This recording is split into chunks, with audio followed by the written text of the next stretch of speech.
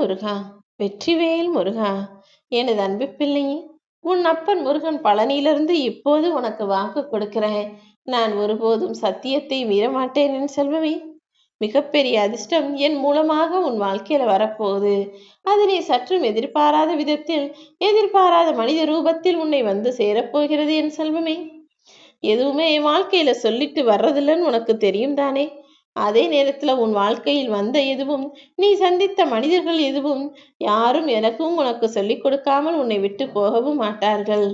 உன்னை சுற்றி இருக்கும் எந்த உறவுக்கு நீ நல்லது நினைக்கிறியோ, அந்த உறவு உனக்கு பின்னாலிருந்து உனக்கு துரோகத்தை நினைக்கக்கூடியவராக இருக்கலாம். ஏன்னா இதெல்லாம் இப்போது இயல்பான ஒன்றாக மாறிவிட்டது தானே. நீ யாருக்கு நல்லது செய்ய நினைக்கிறியோ அவங்க உனக்கு கெட்டது செய்வாங்க. நீ யாருக்கு உதவி செய்யணும்னு நினைக்கிறியோ அவங்க தான் உனக்கு ஏமாற்றத்தையும் துரோகத்தையும் கொடுப்பார்கள். ஆக மொத்தத்தில் அன்பு செலுத்துவதும் உதவி செய்வதும் மட்டும்தான் உன் கைகள்ல இருக்கு. நீ உதவி செஞ்சவங்களும் அன்பை கொடுத்தவங்களும் பதிலுக்கு உனக்கு நல்லதுதான் செய்வார்கள் என்பதை நீ ஒருபோதும் எதிர்பார்க்க கூடாது என் செல்வமே. ஏன்னால் இது கலியுக காலம் அல்லவா. நல்லது செஞ்சா நன்மை கிடைக்கும் என்பதெல்லாம் அந்த காலம் போல ஆகிவிட்டது. நீ நல்லது செய்தால் உனக்கான நன்மையை தருவதற்கு உன் அப்பன் முருகன் என்னால் மட்டும்தான் முடியும். ஆனால் மனிதர்கள் ஒருபோதும் நன்றி மறந்தவர்களாகத்தானே தன் வாழ்க்கையை வாழ்கிறார்கள். உன் வாழ்க்கையை நீ நிம்மதியா ரசிச்சு சந்தோஷமா அழகா வாழணும்னு நினைச்சினா முடிஞ்ச அளவுக்கு மறந்து விடு. மன்னிப்பதை விட மறந்து விடுவதுதான் வாழ்வில் நிம்மதியை கொடுக்கும் என்பதை புரிந்துகொள். மறதிங்கிறதும் மனுஷனுக்கு ரொம்ப ரொம்ப அவசியமான விஷயங்கள் தான். நல்ல விஷயங்களை நினைச்சு நினைச்சு பாரு. தேவையில்லாத விஷயங்களையும் கெட்ட விஷயங்களையும் உன் மனசை கஷ்டப்படுத்தக்கூடிய விஷயங்களையும் நினைப்பதை மறப்பது தானே சரியாக இருக்கும். உன் வாழ்க்கையின் ஒவ்வொரு அடியையும் நீ நம்பிக்கையோடு எடுத்து வைத்தால் போதும். நம்பிக்கையோடு நீ செய்யக்கூடிய எல்லா செயல்களும் முதல்ல உனக்கு கஷ்டமா இருக்கலாம், கடினமான சூழ்நிலைகளை உண்டு பண்ணலாம். ஆனால் சுலபமாக நீ அதை எளிதில் கடந்து வருவதற்கு உனக்கு துணையாய் அது இருக்கும். நீ தவறாக நினைப்பவர்களிடம் எதை செய்தாலும் குற்றம்தான். முடிஞ்ச அளவுக்கு நீ தவறாக நினைக்கக்கூடிய மனிதர்களின் குணத்தை சரியாக புரிந்து கொள்ள முயற்சி செய். அப்பவும் அவங்க சரியில்லை, அவங்க தவறான மனிதர்கள்னு உனக்கு தெரிய வந்தாலும் சரி, அல்லது நீ நல்லது நினைச்சவங்க உனக்கு கெடுதல் செய்யறாங்களேன்றது உனக்கு தெரிய வந்தாலும் சரி, அமைதியாய் ஒதுங்கிவிடு என் செல்வமே. நல்ல எண்ணங்கள் உனக்குள்ள இருக்கு, அது போதும். மற்றவங்க யார் எப்படி இருந்தாலும் அதை நீ பெரிதாக யோசிக்கவும் வேண்டாம், அவர்களுக்கு முக்கியத்துவம் கொடுக்கவும் வேண்டாம்.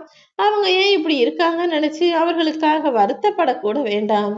ஏனெனில் ஒவ்வொரு மனிதனும் அவர்களுடைய முன்ஜென்ம பாவத்தை தீர்ப்பதற்காகத்தான் இந்த பிறவி எடுத்திருக்காங்க. அப்படி இருக்கும்போது இந்த பிறவியில் அவர்கள் நல்லதும் செய்வார்கள், கெட்டதும் செய்வார்கள். யார் என்ன வேணா செஞ்சுட்டு போட்டும். ஆனா நீ ஒருபோதும் யாருக்கும் தீங்கு செய்யக்கூடிய ஆளாக இருக்காதே. என்னதான் உனக்கு நீந்த தெரிந்திருந்தாலும் சேத்துல விழுந்துட்டா அதுல இருந்து எந்திரிச்சு வர்றதுக்கு நீந்த முடியுமா? சேறு என்பது மிக சிறிய அளவிலான மணலும் தண்ணீரும் கொண்ட இடம் அல்லவா. அங்க போய் நீச்சல் அடிச்சினா உன் உடம்பு இன்னும் கொஞ்சம் சேராகத்தான் செய்யும். உன்னால எழுந்து வர முடியாது. அங்கு போய் நீந்த முயற்சிக்க கூடாது தானே.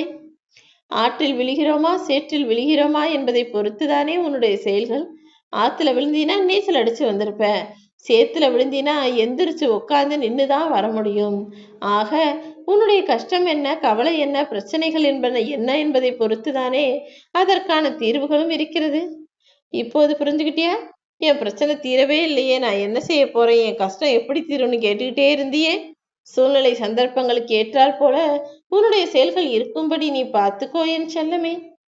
வாழ்க்கைங்கிறது சாதாரணமா பென்சிலில் வரையக்கூடிய ஓவியம் கிடையாது. பென்சில்ல வரையும் போதுதான் அது சரியா வரலனா அழித்து அதை மாற்றி மாற்றி நினைத்தது போல் வரைந்து கொள்ள முடியும். ஆனால் இங்கு உன் வாழ்க்கை என்பது அழகான சிற்பம் போல. அந்த சிற்பத்தை நீ தவறாக செதுக்கிவிட்டால் மீண்டும் அதை சரி செய்ய முடியாது தானே. செதுக்கியது செதுக்கியதாகவே மாறிவிடும். அதனாலதான் சொல்றேன், எந்த விஷயம் எது எப்படிப்பட்டதாக இருந்தாலும் அந்த விஷயத்தின் உண்மைத்தன்மையை அறிந்து புரிந்து நடந்து கொள். ஒருபோதும் தேவையில்லாத விஷயங்களில் நீ தலையிடவும் வேண்டாம், தேவையில்லாத விஷயங்கள போய் நீ முன்னால நிற்கவும் வேண்டாம். கடுமையான பாதை என மனிதனுக்கு நான் எதையுமே உருவாக்கவில்லை என் செல்வமே. உன்னுடைய வாழ்க்கை பாதையையும் உன்னுடைய லட்சியத்தை அடைவதற்கான பாதையாக வச்சுக்கிட்டு வாழத் தொடங்கு. எப்போதும் நீ நீயாகவே இருந்து விட்டால் எந்த பிரச்சனையும் உனக்கு வராதுதானே. ஆனால் இங்கு உள்ள மனிதர்கள் பல பேர் தன்னிலை மாறும்போது அதனால் ஏற்படும் விளைவுகளும் அதிகமாக வந்துடுது. அதனாலதான் சொல்றேன், நன்மையோ தீமையோ உன் அப்பன் முருகன் என்னுடைய கைகளில் பொறுப்பை விட்டுட்டு நீ செய்ய வேண்டிய விஷயத்தை சரியாக செய்ய ஆரம்பி. இதுவரை வாழ்ந்த வாழ்க்கைய உன்னால அழிக்கவோ மாத்தவோ முடியாது. போனது போட்டும் விட்டுடு. ஆனா இனிமே நீ வாழப்போகும் வாழ்க்கை என்பது எல்லாராலும் பாராட்டக்கூடிய வாழ்க்கையாக இருக்கணும். நீ கற்றுக்கொண்ட பாடங்கள் மூலமாகவே உன் வாழ்க்கையை நீ வாழ்ந்து காட்ட, ஜெயித்து காட்ட தயாராக இரு என் செல்வமே. எல்லார் வாழ்க்கையிலையும் நீ வேறாக இருக்க முடியாது. ஒரு மரத்துக்கு வேர் எவ்வளவு முக்கியமோ அதே போல அதில் இருக்கக்கூடிய இலையும் தண்டும் எல்லாமே முக்கியம்தானே. சிலர் வாழ்வில் உதிரும் இலையாக நீ இருக்க, அவங்களுக்கு உன்னை பிடிக்கல, உன் மேல பெருசா இஷ்டமும் இல்ல. அப்படிப்பட்டவர்களிடமிருந்து நீ உதிர்ந்து போய்கொண்டே இருக்கலாம். சிலர் வாழ்வில் வெட்டப்படும் கிளையாக நீ இருக்கிறாய். அவங்க உன்னை வேண்டாம்னு தூக்கி போட நினைச்சானா அதற்கு முன்பாக நீயே கீழே விழுந்து ஒதுங்கி தள்ளி நின்றுவிடு என் செல்வமே. யாரும் உன்னை வெறுத்தார்கள், யாரும் உன்னை தள்ளி வைத்தார்கள் என இருக்கக்கூடாது. நீதான் மற்றவர்களிடமிருந்து விலகி நிற்கக்கூடிய ஆளாக, மற்றவர்களின் கவன ஈர்ப்பை பெறக்கூடிய ஆளாக இருக்க வேண்டும். பக்கபலமாக இருக்க வேண்டிய உறவுகள் எல்லாம் தவறான புரிதல்களால் உன்னை விட்டு விலகி சொல்கிறார்களா? உனக்கு ஒரு கஷ்டமோ பிரச்சனையோ வரும்போது உனக்காக நான் இருக்கேன்னு சொல்லாம உனக்கு எதிரே இருந்து தேவையில்லாத பிரச்சனைகளை உண்டு செய்கிறார்களா? சிக்கல்களையும் பிரச்சனைகளையும் பத்தி யோசிச்சினா வழிகள் மட்டுமே உனக்கு தோன்றும். அதனாலதான் மனதில் சுமை அதிகரிக்கும் போதும், தடங்கல்கள் அதிகரிக்கும் போதும், தடைகள் அதிகரிக்கும் போதும் உன் அப்பன் முருகன் நான் வந்து உனக்கு காப்பாத்துவேன், உனக்கு உதவி செய்யறேன்னு இப்போது வாக்கு கொடுக்கிறேன் என் செல்வமே. நீ மாற்றி யோசித்தாலே நிச்சயமாக உன் வாழ்வில் மாற்றம் வரும். உனக்கு நடக்க வேண்டியதையும் கிடைக்க வேண்டியதையும் நான் நிச்சயமாக நடத்தி முடிப்பேன். வாழ்க்கையில உன்னை காக்கக்கூடிய பொறுப்பை யாரிடக்கும் விட்டு கொடுத்து விடாதே. ஏன்னா உனக்கு வருபவர்கள் எல்லாமே உன்னை உயிராக நினைக்க மாட்டார்கள் தானே. நான் எப்போதும் என் அன்பாகவும், என் உயிருக்கு உயிராகவும், என் அன்பு பிள்ளையாகவும், செல்ல பிள்ளையாகவும் உன்னை நினைச்சுக்கிட்டு இருக்கேன். உன் வாழ்க்கை பாதையில் வருபவர்கள் எல்லாருமே வழிப்போக்கர்கள் கிடையாது.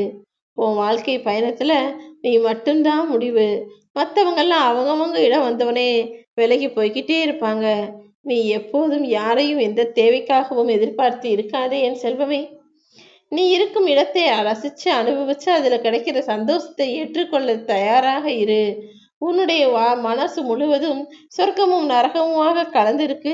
உன் மனசுல நல்லதும் கெட்டதும், வன்மமும் வெறுப்பும், சூழ்ச்சியும், சந்தோஷமும், இன்பமும், மகிழ்ச்சியும் என எல்லாமே கலந்திருக்குன்னு எனக்கு தெரியும். ஆனால் நீ கவலை கொள்ள வேண்டாம் என் செல்வமே. உனக்கு நடக்க வேண்டியதையும் கிடைக்க வேண்டியதையும் நான் தயாராக்கி விட்டேன் தானே. இனிமே நீ உன்னுடைய இடம் குறித்து கவலை கொள்ள அவசியமே இல்லை. உனக்கான இடத்தை, உனக்கான மிகப்பெரிய தயாரான சந்தோஷம் தரக்கூடிய இடத்தை உனக்காக நான் உருவாக்குவேன். உனக்கான வரம்பு வட்டத்தை நீதானே உருவாக்க வேண்டும். அதிலெல்லாம் உள்ளே நுழைய முடியாது. நீ உனக்கான விஷயங்களை செய்ய தொடங்கு. உன் முயற்சிகளுக்கு ஏற்றாற் போல நான் முன்னேற்றத்தை உன் வாழ்வில் தருவேன். ஓ முருகா!